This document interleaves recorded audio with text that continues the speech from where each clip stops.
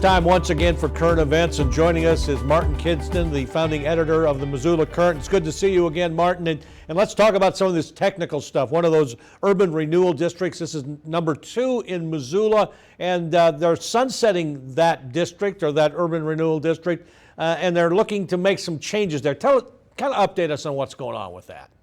Yeah, so Urban Renewal District 2, which basically covers the West Broadway corridor, the north side, the old Sawmill District, that part of town. That district is nearing the end of its life. And when I say that, I mean within 9 years. It sunsets in 9 years. But the city and the Missoula Redevelopment Agency have some pretty sizable projects they want to complete in that area while that district is still in existence. So what MRA has been doing over the last couple weeks or months is setting a priority list of some of the goals. And that includes some major infrastructure work, some major housing work, some transportation initiatives, sidewalks, things that you add them up cost a lot of money. A bridge over the Bitterroot River to complete the Bitterroot Branch Trail, lighting along the trail.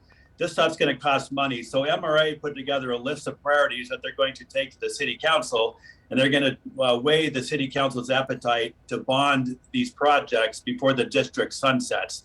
The district has the capacity to fund these projects through bonding, but they're going to see if the city council is willing to go down that road. Now, this is going to sunset years and years from now. What's the pressure on everybody to get things done right now? Yeah, well, 9 years goes quickly, and these projects can't happen overnight, so they're trying to get the wheels turning.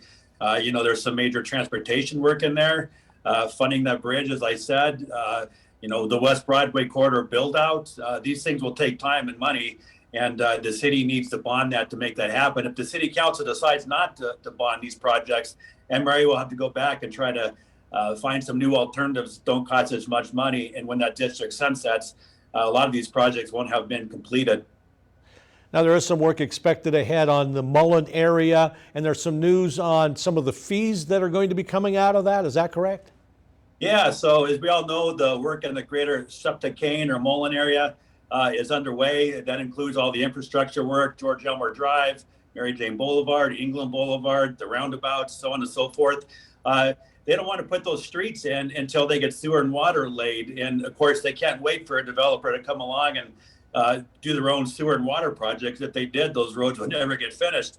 So the city's going to go in, they're going to lay all the sewer, all the water, they're going to build the roads, and then they're going to place impact fees on any development that comes in after that. So a developer would normally have to make all those improvements on his own, but the city is going to go ahead and pay for those improvements, and they're going to do the improvements. And they'll charge a latecomers fee, which means any developer from this point forward who subdivides in that area and benefits from that city system will have to pay back the city's portion of that project, or their portion of the project. So whatever fronts the property, they'll have to reimburse the city for that.